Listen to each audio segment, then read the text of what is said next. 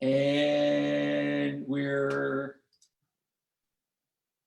live on Facebook. Thank God. That's twice today. Whoo! All Brilliant. right. I think it likes you now. Facebook likes you. I don't know. Maybe. For those who don't know Dhru Shah, in the broadest sense of the word, Dhru is an educational force of nature. I met you probably early 2000, something like that. When did Tubules start?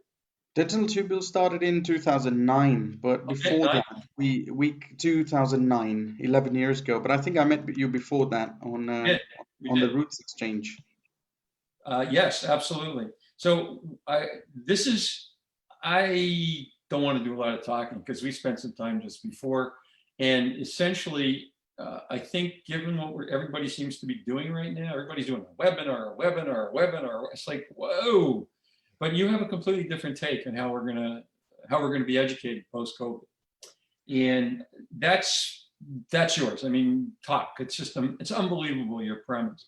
So We put a phrase out actually. It was a very interesting phrase we put out 5 weeks ago, and the phrase was very simple. Now is not the time for webinars. And it was a very interesting phrase because a lot of people went, "What's wrong with webinars? I mean, why the anti-webinar stance, etc." And we said we've been doing this for 11 years. We've been doing this for 11 years, and I can tell you one important thing.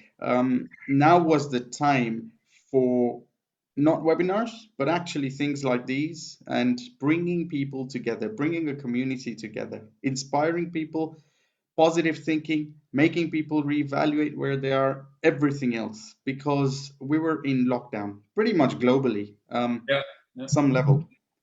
And therefore, webinars are where you talk to a PowerPoint and you don't have feedback because you're talking to a computer. The only feedback you get is comments. This is not powerful education. Yes, it's the only way we know in dentistry, so everybody does this. But we've done it for 11 years and we evolved from webinars to Tubules Live. Right. And Tubules Live was pretty much our recording. We started doing high-level professional recording of speakers in our studio in front of a live audience. And we did that. It costs more. It's more involved. It needs a media team. It's huge. And we did that because as soon as the speaker is in front of an audience, you start seeing their passion, you start seeing their energy, you start seeing the interaction between the audience and the speaker. And actually, that's where the powerful education comes from. Not the PowerPoints, not the person talking, but the persons. You can feel their energy, their emotion. That's where people learn and memory. And when those sort of videos went on our video library, the reaction completely different. It's interesting. And so, that's where it kind of went from. So, yeah, people have been doing webinars now, and I see them, and I don't complain on them, but I just think the impact on those was gone years ago. Or maybe I saw the impact gone. Well, I'm sorry, I didn't mean to interrupt, but I'm thinking back on how you got started, and what I think what's interesting is you've already had 11 years of experience of webinars. You started doing this before anybody even knew what it was, right? And yet you got a lot of resistance at the beginning. Everybody would go, well, I take courses, I do this, I do that. But you said, no, there has to be a broader way that you can get to a larger base of people, and you started doing webinars. Tubules was a vision, a dream, and you committed a huge amount of time and a massive amount of resources early on. Like it was scary resources that you had committed. That was, I remember we talked about it once, and really it was kind of like, I won't say make or break, but it was getting to a point where it's kind of like, well, I don't know. But you persevered, which is a reflection not only on you, but on your passion and belief in how education should be delivered. So in and of itself, so the first question is really simple, and it's elemental. So dentinal tubules. Yeah. Let's talk. Can we talk? Tubules is the big vision. And Tubules is a vision of two important things. Tubules is a community. It's a growth community. It's people coming together to grow themselves personally and professionally. And it's a growth community of people growing together, not just professionally, not just clinically. To me, success is three arms: personal mastery, financial mastery, professional clinical mastery. That's what Tubules is, and it's a community of such people. I've I'm personally driven by big vision of number one, education to the world. Nobody should ever have not have access to education. It's a right for everybody. The second part about that is that education must inspire people to put a fire in their belly. Most of us work every day with a fire under our bum, which is not what we want. It should come from inside. That's what drives me. It's a backstory. I grew up in Kenya. Mhm. I came to the UK to study in 1998, and I was paying huge international fees, tens of thousands of pounds. And in my third year, my dad said to me, "Dhru, something's happened back home. We've lost all our money." So it was a matter of pack your bags and come back. And I said, "No, I'm not going to do that." So during the day, I used to do dental school, and during the night, I've worked in shoe shops, burger bars, flyer drops, chocolate shops, you name it. And I've Wow. been through days when I couldn't even afford anything other than a pack of chocolate chip cookies for 20 pence or something. But that was and I qualified as a dentist, and that was my vision that somewhere along the way I will create something that takes education to the world. And I then went through where, details not given, but the UK wouldn't allow me to work because I was a foreign national, but I couldn't go back home. So I plowed through all that. There was that resistance I'd built. And then I got into masters and specialty training in the UK. So I'm a periodontal specialist now, Hmm. registered. But at that time, when I go into specialty training, some of the best educators, some of the people who were really, really knowledgeable in dentistry, they I lost my inspiration in front of them, and I nearly quit dentistry. Really? Dentinal tubules started then. Dentinal tubules was because my research project was on sensitivity, and I realized these connect the outside and the inside, and I want the world to connect together through education. So I started it, and it connected me to people like yourself, actually, and many others who Yeah. inspired, brought the passion back in dentistry for me. And so dentinal tubules in those days, nobody paid attention to it, and I plowed in a lot of resource. I was still doing my masters. I was working in practice to earn money. I was sleeping 2 hours a night, and I did that for the first 8 years. I did the job of 38 people, dentistry and everything else, and really grew it, evolved it, learned lessons, moved it on. The Tubules project is about education to the world, but that's where it was. And now we have something like 42 to 45,000 members Right. visiting dental tubules from 68 countries around the world. Perhaps about 15 to 1600 odd lectures on there with 50,000 plus minutes of high quality learning. Amazing. But we also realize it's not just online. We're an education organization, we're a community. So we set up study clubs around the world. We have something like 100 study clubs around the world where tubulites come together and learn together. And that's also very powerful. So it's really growing into a very positive growth community where people openly help each other, openly motivate each other, share their knowledge, share their experiences, and take everyone in the journey to success with them. So how And do you, yeah, sorry, go sorry, ahead. and that's what I was going to say, and that's the summary in a nutshell of the kind of journey.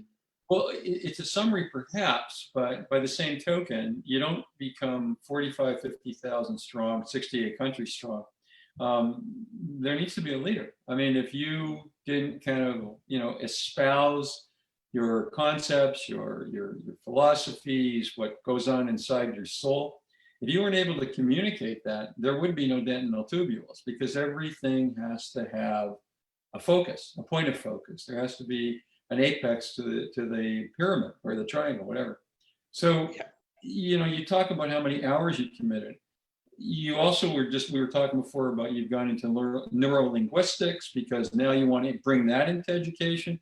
Because in a way, I guess they call it, I forget what, it's creative thinking, which means that you go 180 degrees to what normally is accepted thinking. And that pretty much is what you've done. And so so you've established this way. I mean, the structure of tubules is one thing, but if you could address the trickle down philosophy that somehow you started to espouse and suddenly is embraced by tens of thousands, that's a very impressive story. It's a culture. I started with a culture where I just wanted to say, I'm my vision. I gave them my vision, My big vision for the next 10 years is to Hmm? tubulize 2 billion people. 2 billion people. 2 billion people. That's the tubules project because we want. So here's a backstory, Ken. I take one Please. step back. There are a Sure. few trials a few surveys that have shown that 87% of the world's workforce are disengaged, right? Hmm. Or actively disengaged. Disengaged or actively disengaged are people who go to work not feeling it, just going to work for the sake. But the consequences of that on the rest of their life, on their family life, on the world, everything isn't the best. And Hmm. our job is to help people find that fire in their belly. We've done it in dentistry. We've had people who've come to us and said, "Thank you for doing tubules because away from just education, you people have given me the inspiration to love dentistry." I've had people saying, "Dhru, after 5, 6, 7, 8 years, today I floated back into work because I love it suddenly." They say that, and that's the phrase, "I've been tubulized," right? Now, the vision for the next 10 years is away, not just dentistry, but do it bigger than that. Take it around the world. And I've looked a lot into it because there's so many people who do online education, so many dentists who are so good clinically, but that's not the answer. The answer is in building a community that thinks differently, that works differently, that has different values. And the reason 42,000 people somewhere or the other resonate with tubules is because of our value systems. And that's very important.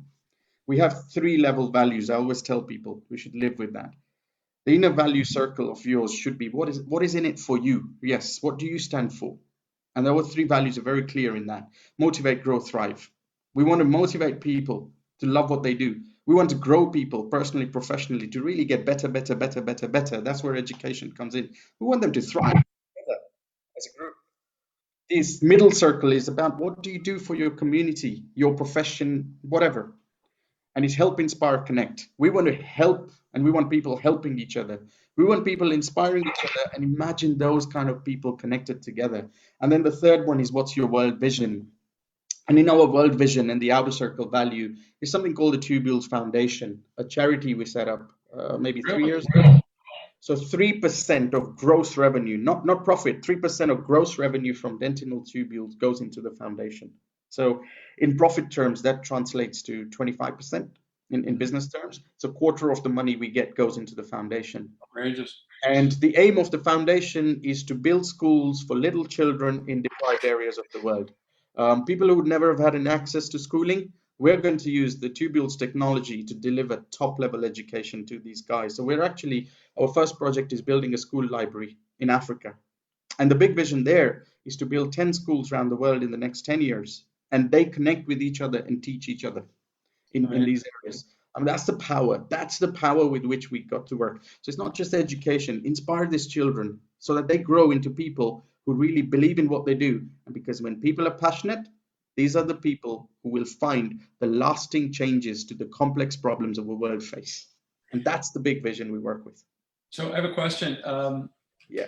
You're doing something that, it's kind of like the Bill and Melinda Gates Foundation, right? They're curing disease, you're fostering minds. Are there corporate entities that are kind of waking up to this and saying, you know what? Here's this dentist in the UK, started off as an continuing educational system. And now he's committing 25% of the profits of this very expansive, 68 countries. So literally, if you can build, think about it, you build one in each country. Look at the daisy chain of education and knowledge. It's a knowledge network is what you're building. And has anybody come forward and picked up on this and said, hey, we'll back you? Not yet, Not yet. because I guess like in dentistry, it took 10 years for people to realize the impact we were making. It's also been a lot of people still think dental tubules is online education Right. or online CE or CPD. It's hugely bigger than that. Online CPD plays a big role, don't get me wrong. Mm. But beyond that, it's growing people, it's a growth community, and it takes people time to get that because of the emotional factor. Mm. You come into it, you feel it, you understand it, and then you realize, this is what it is. And that's been an important part of it. My work over the last couple of years has been neuroscience, behavioral science, reading, Right. literally understanding the psychology of passion. And I've been reading big books on it, just to figure out, what's the story behind here and what is driving people to achieve things. And that's what we're bringing in here. Dentistry actually misses this. A lot of people I see are educating, and not saying wrongly, but dentistry almost is delivering things in a way where it's purely education is imparting knowledge.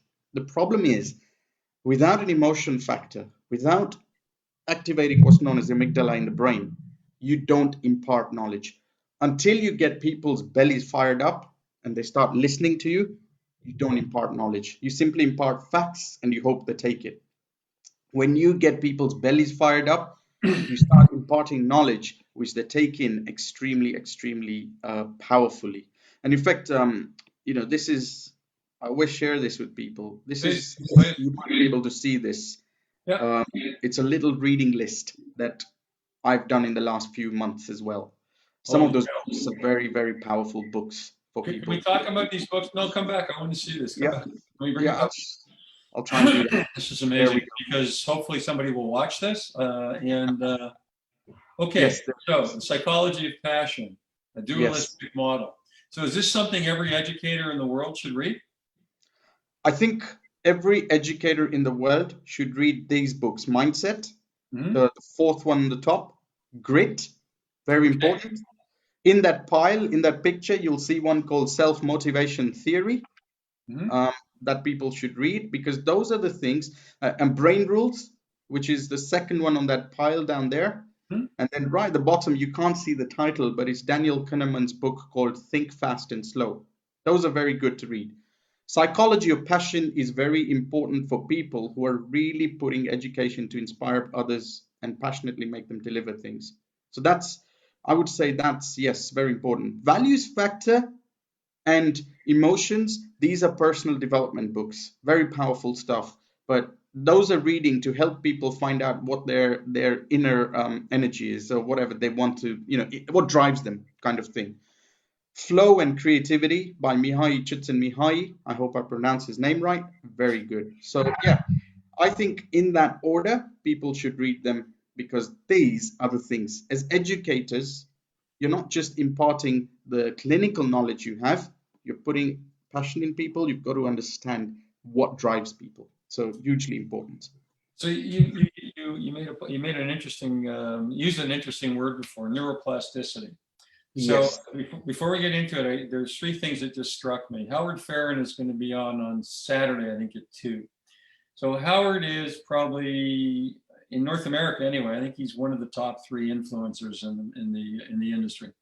Yes. Howard's passion has always been, in his own way, dealing with the business of dentistry, because the business of dentistry pays for you to be successful, but success doesn't always get defined as money. So even though you can earn well, look after your staff, figure out how to deal with referrals and everything else, at the end of the day, yeah, that may be a means to an end, but it doesn't make you want to go to work tomorrow, right? Yeah, it's a few extra dollars, but you only eat 3 meals a day, and so what you just showed is interesting, because there are 3 intersecting circles from my perspective that become a Venn diagram. One of them is the passion an individual has for what he does. Yeah. Right off the top. I mean, if you hate what you're doing, you go to work, the quality of your work is substandard, you don't take CE, you kind of like do the same thing you learned in the last year of dental school every year for the next 20 years. It never built. The second thing is you have to learn how to run a business. In order for you to give away 25% of your profit to an organization that, for all intents and purposes, pure charity, self-funded. I mean, seriously, that's a commitment level that's staggering. And then, of course, the last part is learning. So everything is a huge circle that intersects. So Yes. where I was saying neuroplasticity, that's a very big stretch for a lot of people, right? Passion, business, education. Now, you would think that's what we do right now, but not qualitatively. Quantitatively, perhaps, qualitatively, it requires you have to sort of go off in different paths to do it. Could you comment on the concept of neuroplasticity as you view it? Completely. So neuroplasticity is very simple, right? It's your brain changes in structure, function, chemicals based around the people who you hang out with, based around your influential factors and possibly your environment as well. Okay. So the way you think, the way you operate, the way you process your everything is largely influenced by the people around you. Or and in fact, some studies have shown it's not just the people around you, but the people around you and their friends as well. So 3 degrees of separation. Was it Jim Rohn who said you become like the top 5% of people you hang out with, something like that, really. So the role of a community, the role of a network, the role of the people you're around is hugely important, and that's where neuroplasticity comes in. Because I guess Joe Butt once told me, he said, if you want to soar with eagles, stop hanging around with turkeys. That may Okay. be the way that if you Except at Thanksgiving, right? yeah, except Thanksgiving. Yeah. And it's simply saying if you want to grow wings, you've got to be around people who are either growing the wings or people who've grown those wings. And to me, it's a community. Now, again, I put this other thing on. I put a few slides because I always talk about growth leadership. I guess. I'll say the 3 areas you have to grow in: personal mastery, financial mastery, and clinical or professional mastery. You need 3 masteries in anything you do. And in dentistry, we focus so much on clinical mastery, yet and some people do financial, probably more outside of UK than in there. But personal mastery is something people forget. And if you really achieve high levels in personal mastery, everything else follows. Neuroplasticity comes in there. So Tubules is a growth community for that reason, that people have a growth mindset. And when somebody comes into the community, engages with our members online or in the study clubs or our conference, immediately it means they're thinking, the way the neurons are firing on a scientific level changes. And as that changes, they just suddenly start operating in a different level, in a different mode. And that's where the passion starts building in. That's where everything else starts coming in. Does that give you kind of light of what I'm Absolutely. What's interesting is part of the reason I like to do this. I mean, obviously to fill in the hours in terms of COVID, but there's a difference here. It's everybody that I've talked to so far. They're all clinical masters, this, that, and the other. But when you get to know them sort of where they live, they all have that same fire. Now, everybody's fire is different. Some is raging, some is glowing embers. But the one thing that has come out in every conversation, it wasn't solicited, it wasn't encouraged, but by sort of an organic means, everybody talks about what they give back to students. And everybody talks about mentoring, which is why this is passing the baton. So at the end of the day, they haven't got a structure that allows for them to build kind of a faculty of second and third tier people. Right now there's a top tier, they're at all the congresses, they're on all the webinars, everybody knows who they are, there's name branding, profile branding, whatever. That doesn't mean that there isn't a second, third, fourth, and fifth tier that are equally clinically adept, if not more so, because they're driven to succeed. They have to excel. But what you've done, and I'm curious if this was by default or by design, is if you're in 68 countries, your production values are Hollywood. I mean, you've got teams around the world. So I don't want to go on with myself too long here, but what I'm seeing is you have to teach them how to present by being passionate. They have to have obviously they have to have a sophisticated level of expertise. But presenting and getting the message across is much more than that. It's engaging, but it has to have the optics, right? Like if Tubules didn't have the optics, but the level of your production values is huge. So are you teaching, are you creating a school within a school of teaching how these young people how to present? We are doing it by default. So basically, at Tubules, we say you don't just teach, you inspire. That's our motto, that if anyone comes in, they've got to inspire. And inspiration comes from not the content of what you deliver, but how you deliver it. That's very important. We have a media team with legs in 68 countries in the world. So if somebody wants to deliver a Tubules lecture, we can arrange that. Now, what we make them do is see some of our presentations. What we Okay. make them do is get in touch with our media team who talk to them about some of the things they should do to deliver well to camera. What we also do is we have an educators annually. Tubules does this at no cost for all our educators. We have an educators meeting. And at that meeting, we move away from just clinical education, which is what most organizations do, and we spend and commit a minimum of 50% of the time on some sort of personal development stuff. And some of that personal development stuff is education development. So enabling and teaching educators how to present, enabling and teaching educators about memory and what drives memory, Right. enabling and teaching educators about the role of where creating that emotional level of interactivity is important. So it's by default, but it happens because the systems all feed into that. And these systems have just ended up being created because we saw that it's important. I have to apologize, by the way. My children are having this very active discussion, and I happen to be on the group, and I need to get off it, but I don't want to interrupt. So I apologize for the little dings. Um, Interesting point. Let's go back to tubules and bring it forward. When you started out, people kind of went, "This guy's crazy." Like, seriously? And now you're in a position where literally, this is a horrible word. You're not a guru, you're a visionary. Okay, let's call it a visionary. How do you translate that vision to these younger people? Because they're coming out of school, they're in debt. In North America, it's insane. Like, you can come out of dental school in North America, be $800,000 in debt. Then you got to Yes. open a practice, so you end up going to work for a dental service organization, and your career suddenly goes, like that's. It doesn't inspire you to take off clinically or professionally. It inspires you to make money. So, and I don't want any lawsuits coming because I made that comment, but it is there. Even in England, NHS doesn't really provide a whole lot of money.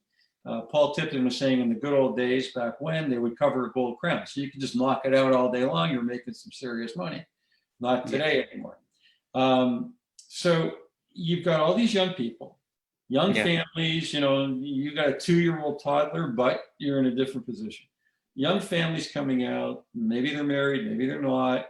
Maybe they have kids, maybe they don't. But nonetheless, they're aspiring to a family. So you're a visionary. You're not just talking dentistry. I mean, suddenly you're confronting them with the reality of the next 40 years of their lives. They have to Yes. learn to be.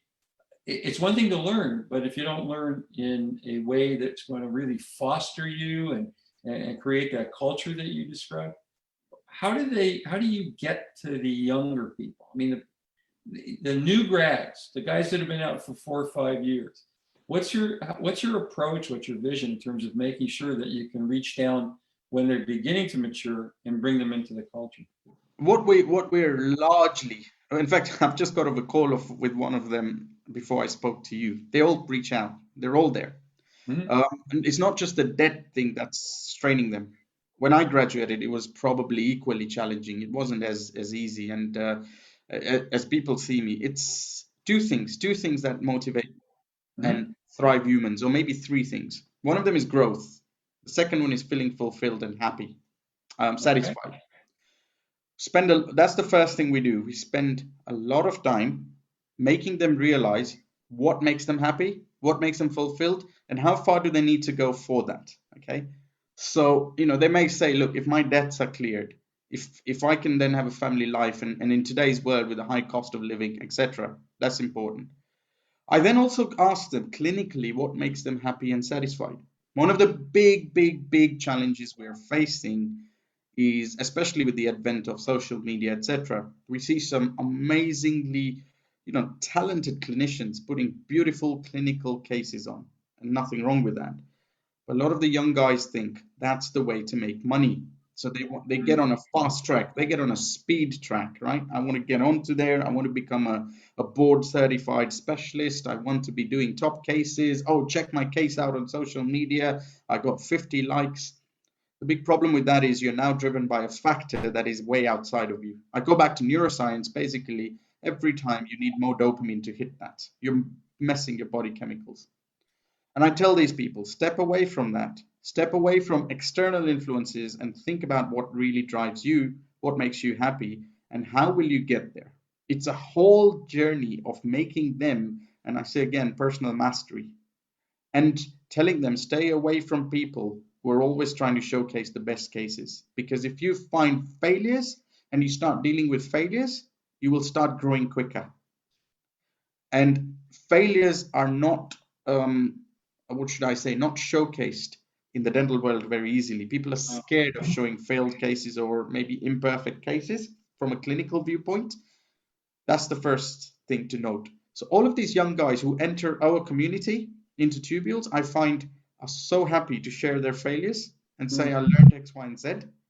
And this is a burden lifted off their shoulder. And because of that learning, other people go, thank you for sharing your mistakes, because I want to them. And therefore they move on, they move on, they move on. And it means they get to that growth state so quick that they suddenly find, I'm actually able to do higher quality work, charge more for it for patients, because even though I didn't make the mistakes, someone told me where they made the mistakes. I learned from them not to make them. All of these little things is what is creating that momentum for young dentists. Stop chasing the superstars. Just do what you've got to do, be yourself, and just chill out. And, there's a whole story about Tiger Woods and Roger Federer, which my friend Zach Carr says. But it's about that. Take your time. Growth will happen. Just focus on where you want to go and learn, educate yourself, surround yourself with the right people who will help you get there. Interesting. You will make your way through there.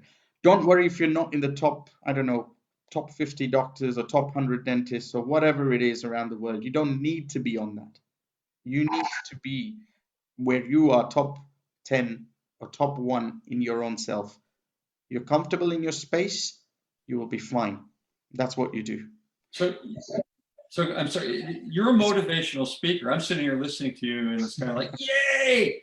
So are you ever asked to speak motivationally? I mean, forget dentistry. You have an ethos, you breed culture, you've dealt into the biochemistry of teaching, of engagement, of how to learn. Anybody ever come to you and say, Dhru, you're the dental Tony Robbins, right? Let's see if we can get you out there and talk to industry. Let's get you out there to talk to groups. Has that ever happened? I think so. People have called me the dental Steve Jobs or the dental Tony Robbins. There you go. That's good. And I keep telling them I'm the dental Dhru Shah. But I think the problem is that this sort of speaking isn't in dentistry. What motivates people in dentistry, and that goes back to it, a big mistake we've made is always if my crowns were brilliant, my periosurgery was brilliant, then people would want that. Dentistry is not ready for personal mastery yet. I think dentistry is still a bit behind personal mastery. And I think it needs to encompass personal mastery people a lot quicker to actually get off this treadmill that we're on. So I would imagine that over the course of the last, 12 years, 10, 12, well, more, how much pushback did you get from the establishment? Were you maligned in any way, or they sort of said you've been dismissive, or you're kind of like with dancing with the fairies, that kind of stuff? All of it. All of it. To a point where when I did my specialty training, one of the professors almost didn't teach me. He refused to teach me, but he just didn't say it. He just instead ridiculed me. So I've had it all. People think this guy is mental. Listen, I've termed they call me the CEO of the Tubules, Tubules Limited or whatever. And CEO stands for completely eccentric and off his head, and I'll take that. Lovely. Isn't that charming? Isn't that something else? So you've built all this stuff. You've created the entity within. So how are you going to continue to grow in the context of now? We're dealing with COVID is going to be impacting on dentistry for a long time. Everything's going to have to change. You're going to be wearing PPE. You can't move from operatory to operatory. The concept of production dentistry is out the window. Yeah. So you'll have to just like you're describing, you'll have to learn to be increasingly more empathetic with your patients. Simply because you're now going to be, you were always invasive with them. I mean, somebody lying in your chair with their mouth open, male, female, whatever it is, there has to be an enormous trust factor. But now you're going to be looking at them with these masks on, these gowns on, gloves, whatever. So by virtue of that barrier alone, Yeah. the ability to communicate with somebody who's lying in your chair in need, you know, you look like a space person, right? You're standing there, you look like somebody that just stepped out of a spaceship. And I don't know that this is valid, but I kind of wonder if we were trying to be interpersonal, mask on, whatever. Now all of a sudden we typically look like somebody on the way to Mars. So you've got that to consider. You've got your team dealt up like that. Like people aren't going to start whipping things off if they're talking to the patients because they have to move on. You're going to have constraints. People coming into the office, you'll have to take their temperature, right? Yeah. Something completely insane. You know, you walk into the office, it's not like you sit down and read Vogue magazine and you go to the coffee bar, all of a sudden somebody's sticking something in your ear and taking your temperature. So what's Tubules going to do for its 45, 50,000 members in terms of dealing with that neuroplasticity? Suddenly you're going from X, now you go to Y and ultimately Z. But X to Y is a huge leap. That's monstrous. And Tubules has been doing that already, because we've, or you know, I mean, for example, last week we ran a 4-hour COVID symposium, and the community already talks about possible solutions, possible ideas, possible thought processes. Over the last God knows how many years, our content online, for example, has not been just clinical. It's been things about communication, things about leadership, things about emotional intelligence. You go in there, you'll find stuff on that. Those are the skills we're going to need. So, you know, a couple of things to talk about, right? So when we had HIV, before HIV, I don't know if it was the case in North America, but in the UK, dental practitioners worked without gloves. And when HIV came and they had to put masks and gloves on, it was a paradigm shift, right? But it's normal now. And so if COVID's come in and we're going to have to become more clad up and more looking more like astronauts than dentists, it's going to be a paradigm shift. The second thing to remember is this: when you see someone from the military, they're or police, right? They're clad up in guns, right? And machine weapons. But you don't go there and feel scared because they have set something which is a vibe. That vibe is values. They have their values, their culture, you know it. As a profession, as dentists, if people and patients know a culture, they don't care how we dress because they know what we stand for. okay. Tubules as a community operates in a very strong way because when you enter the growth community of Tubules, your mindset back to neuroplasty becomes that culture, and you convey that culture to the public. There's also the patient and public education exercises we take every so often. All of these little things is what's going to create that mindset shift that's going to make people realize, actually, right, we carry on. And in fact, people will love it because you don't rush dentistry anymore. And you know, the slow dentistry concept, like Miguel has said, etc. You will be delivering humans what they need the most: the time, the care, the attention to look after them. Outrageous. I always meant to ask you, and I don't mean to interrupt, the logo for Tubules, where did that come from? It's 3 circles, and in many ways. So when we were looking at a logo, I think they'd reached an endpoint, and it's like, what do we do? And he was scribbling away, and I said, there it is, the scribble. Oh, really? And I said, and it's 3 circles. The 3 circles represent everything in threes. I told you, you have your inner value, your community value, your world vision, 3 circles, right? Right. Each one is 3 things: motivate, grow, thrive, or help, inspire, connect. The 3 circles represent Tubules' 3 values. Before that, it was share, learn, connect. Share together, learn together, connect. So each one represents the 3 words. I'm going to put you on the spot, Go for it. not impolitely, but with rationale. Okay, I just graduated from dental school. Okay, it wasn't a great experience because I'm done. I've had enough with teachers who are a bit of a PIA and that kind of stuff, exams, deadlines. I really haven't had much of a social life for the last number of years, studying, writing papers, this, that, and the other. And I'm burned out. I'm burned out starting out, which is not uncommon. Like coming out of Right. school, you kind of, hey, I just want to make a buck and get on with my life. So Yeah. somehow somebody directs me to tubules, and they say, look, if you really want to get it together, if you don't want to end up just being another journeyman dentist, go talk to the people in tubules. And if you get an opportunity, go talk to Dr. Shah.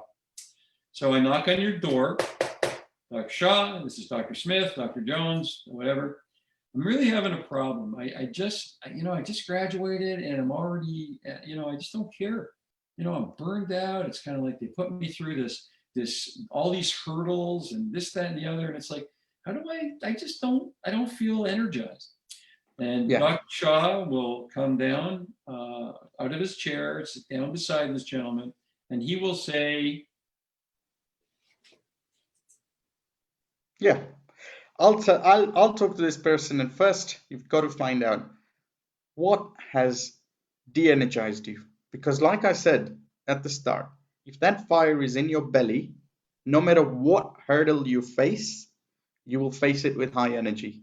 I mean, I've faced shed loads of resistance, right? yeah, for sure. I mean, when we launched Tubules Part 2, there was a massive bill of 80 grand I had to pay overnight. I had to, it breaks you into sweat, for example. Working long hours breaks you into sweat. And I will tell this person, right, let's stop. Let's work on your growth leadership. And because if I work on your growth leadership, then I will get you back on track fairly quickly. Do you mind if I share a few of the slides? Oh, go for it. It's all good. It's your show, my friend. No, it's as long as you. It's like, so this is something that was very interesting. Amy Radnutsky did a study in the late 90s, Yeah. and three circles again. I said, but people either go to work because it's a job, or the middle thing it's a career, or it's a calling. Now, if it's a career, it's because you've been driven by external factors, whether it's money or success or whatever, something outside of you. And the problem with that is it's got a limited lifespan. The real success of people comes when things change into a calling for them. Because if you can change somebody's thinking into a calling, suddenly they find fire, right? And this is the influence, external or intrinsic factors. My job is to get this guy who's walked into my surgery or this gal and get them into their calling, their meaning, their purpose, their why. And if I get that, they float back into work. And the intrinsic factors, I'm not going to go through all of these. Oh, here's an interesting slide I made in early January when I was preparing this. The world is at an ever-changing fast pace. Every second, and then COVID broke in, right? And Yeah. I couldn't believe that. But I put somebody through a whole process, no matter who you are. It's growth leadership for yourself, your team, your study clubs, whatever. I'll get you from this stage here of being, however you feel, bored, frustrated, etc. on the left, to feeling fulfilled and energized. And there's a whole story behind that. I'm jumping through this, right? But here's the journey that goes through all of this. You build and discover yourself. You build your growth pathway. You build a motivated mindset. You find your community. You self-educate. You continue to reflect, fail and reflect, and you go in this circle. And I've got that formula that inspires you. Now, I'm not going to go in detail with this, but the big thing is what you see over there is literally the Tubules Motivate, Grow, Thrive philosophy. And I've done it a million times. I operate at extremely high energy, even in difficult times, because I would have never expected that. How's that possible? it's not, but it's about building yourself, and that's what I would do with that person. I'd say, step away, let's look at you and help you build some things about you, which will get you back in that fire in belly position. And this person, no matter what comes at you, no matter what storm, how much work, how much energy, whatever comes at you, you will be able to face it with a level of energy where you'll just go, this is nothing, I can overcome this, no problem. And that's what you would do. So let's flip the coin. This is a young lady that's just come to you. I have an obsession about women in dentistry, not because I'm a man, but because I have children that are female. And I think, as I probably said a number of times, my daughter went through hell as a physician. She went to school in a place called Kingston, Ontario. Good Yes. medical school, no question, but it's a small community. And so the doctors that were teaching her were kind of old school. Yes.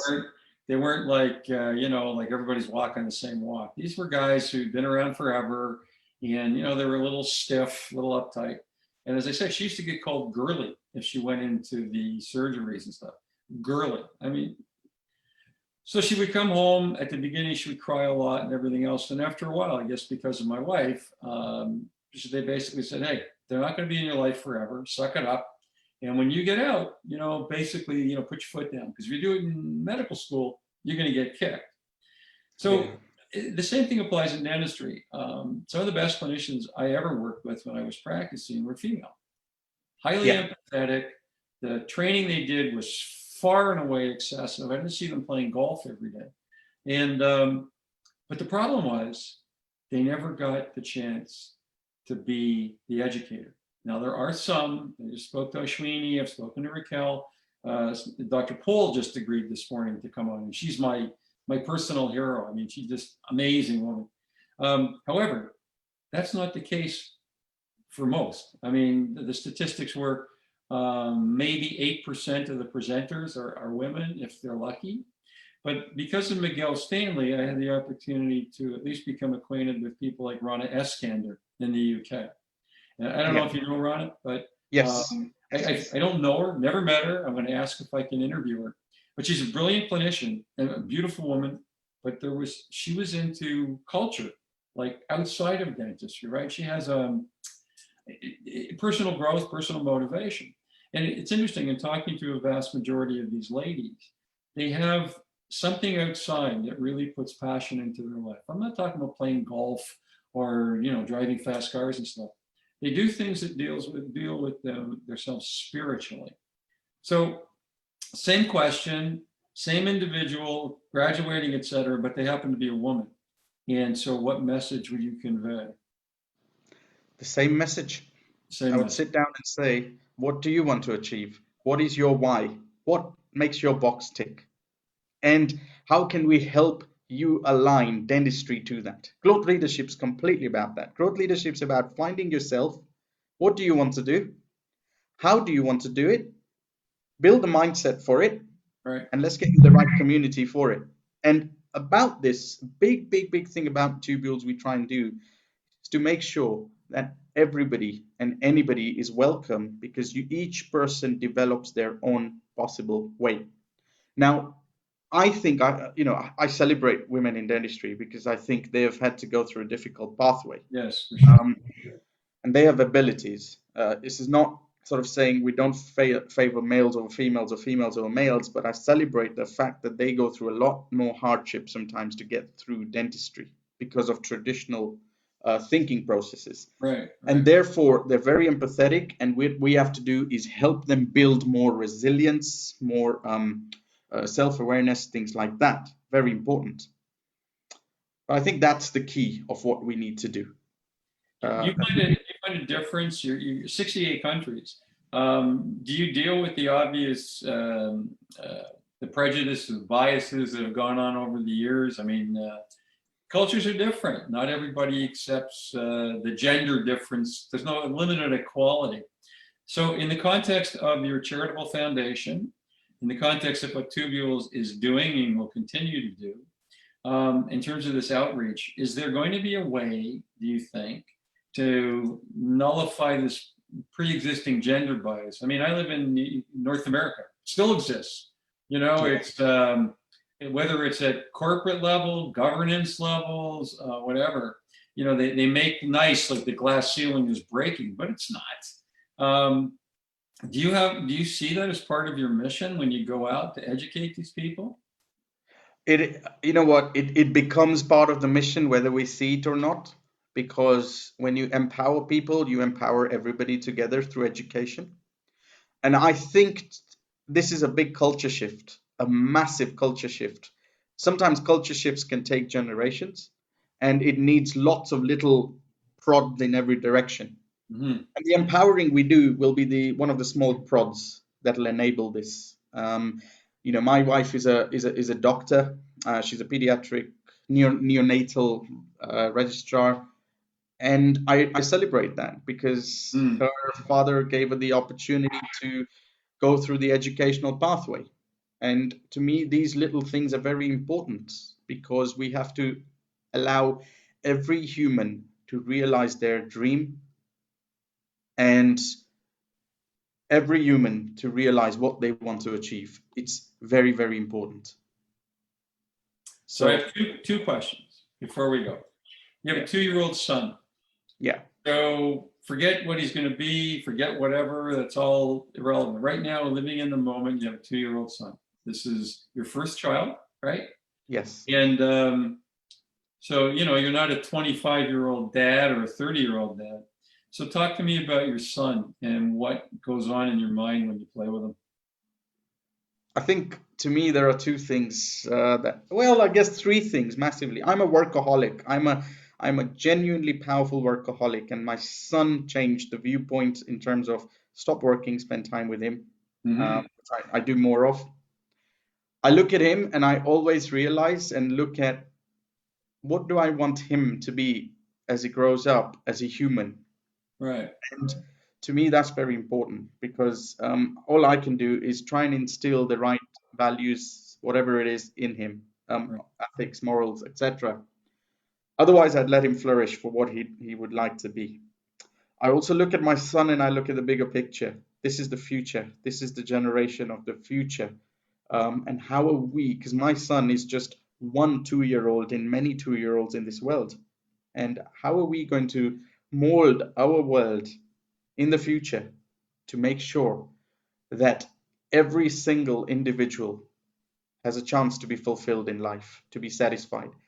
And how can we do that? To create a happy world, which is probably a big vision. And if I can enable a small part of that, I'll be happy. I'm just a 5'4" human being trying to make that small difference.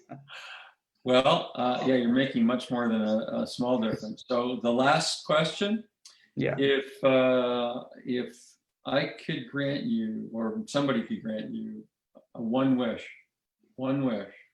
Yeah. that's it. You get one wish, don't screw it up because you don't get another one. What would that wish be?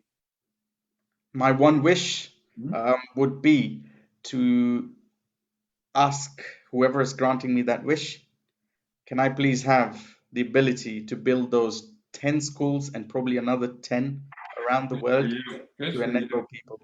That's amazing. Really,